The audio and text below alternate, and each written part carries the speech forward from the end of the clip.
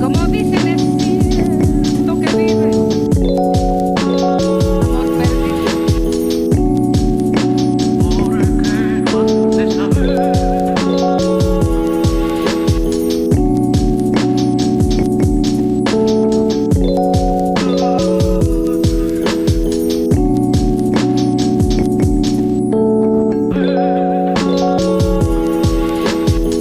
Como dicen es cierto que vive amor perdido. porque no has de saber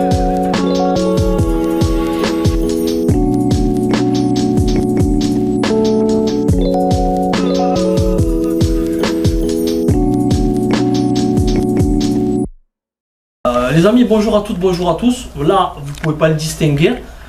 Vous ne pouvez pas le distinguer encore, hein, mais nous sommes dans une grange. Donc, dans une grange, on trouve quoi? On trouve des cartouches, des échelles, des bidons d'essence, tout le matériel utile et nécessaire à la vie d'une ferme ou d'une grange. Et assez étrangement, on trouve ce piano.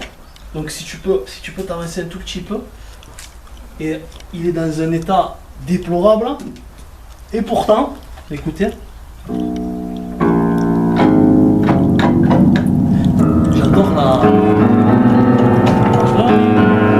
j'adore la résonance que ça donne dans ce lieu qui est composé de pierres et d'énormes planches au plafond.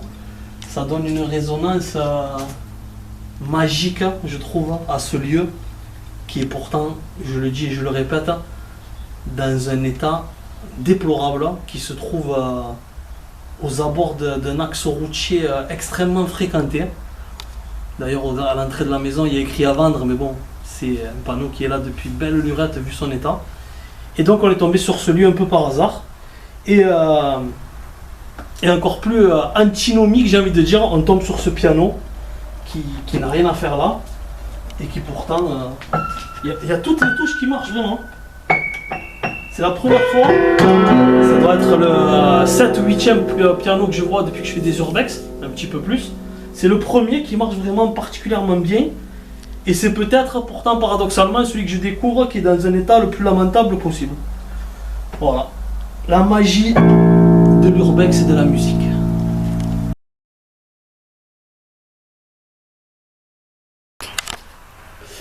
Nous venons d'entrer dans la cave et ce monsieur ou ses propriétaires, je ne sais pas comment ils étaient là-dedans, ont conservé tous les numéros de la Provence du début des années 2000. Et moi, étant un grand fan de football, je retrouve des personnages oubliés, avec notamment Abel Braga, ancien éphémère entraîneur de l'OM. Après, tu peux t'avancer s'il faut couper le vent. Abel Braga. Et il avait amené dans ses bagages Adriano et Marcelino. Et voilà. Et là, ensuite, vous avez la cave. Est-ce que tu la vois bien ou pas? Non. Alors, attends. Là, tu vois bien? Ouais. Alors là, vous voyez la cave à vin, avec toutes les bouteilles. Par contre, ne vous faites pas de fausses joies, elles ont toutes été ouvertes.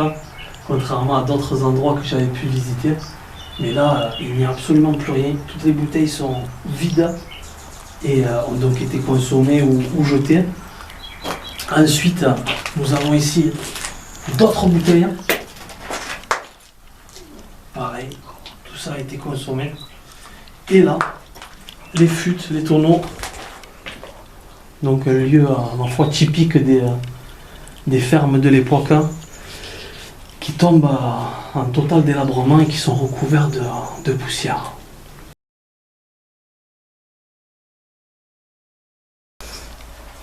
Et nous sommes dans le coin cuisine, donc comme vous voyez la petite table avec le champomis, le café, là sur votre droite, enfin sur ma droite, le plan vaisselle, avec il ne reste plus grand chose dans les étagères.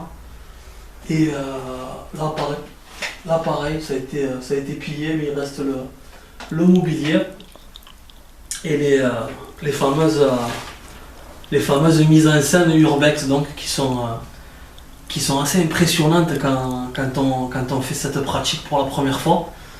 Et c'est toujours un peu rigolo quand on arrive dans un lieu complètement dévasté de voir ces mises en scène et les gens qu'on pourrait croire qui seraient prêts à faire un repas ou un déjeuner.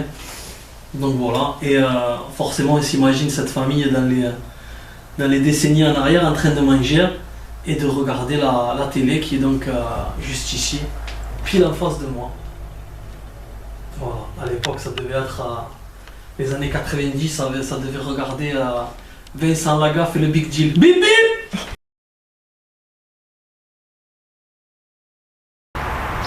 Voilà, vidéo terminée d'une ferme donc difficile de réunir les informations. On a trouvé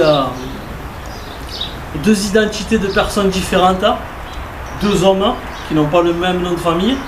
Donc je vais me hâter une fois rentré à la maison à faire les recherches sur ces 2 personnes pour savoir le pourquoi du comment de l'abandon qui date depuis au minimum 2004, puisque nous avons retrouvé un calendrier datant de 2004, donc ça fait déjà 19 ans.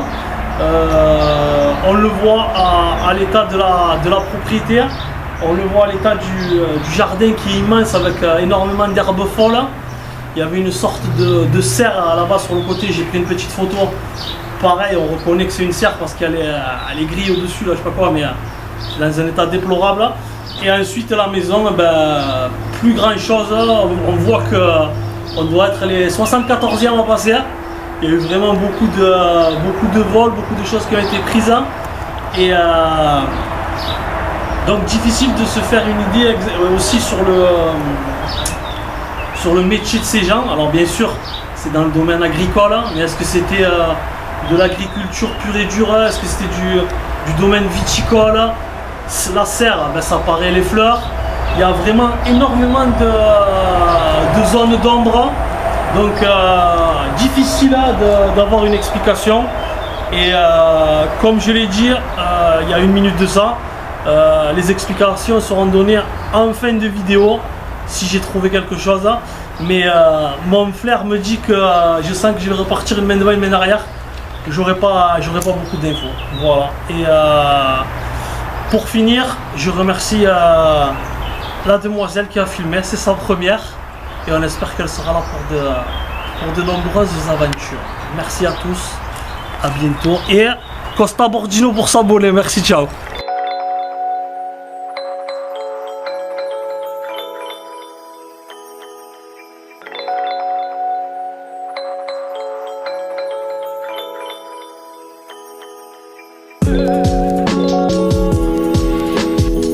Como dicen es cierto que vive amor perdido.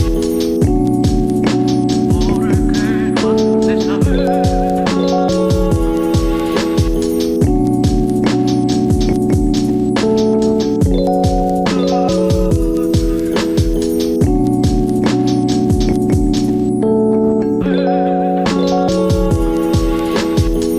Como dicen es cierto que vive amor perdido.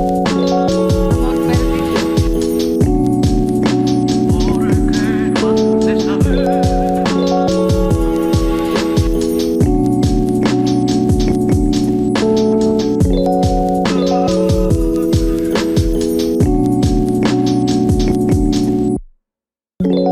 Light up the sky like the 4th of July. Everything in this life, son, they got 2 sides. Part 1, part 2. Get together with my crew. We gon' do what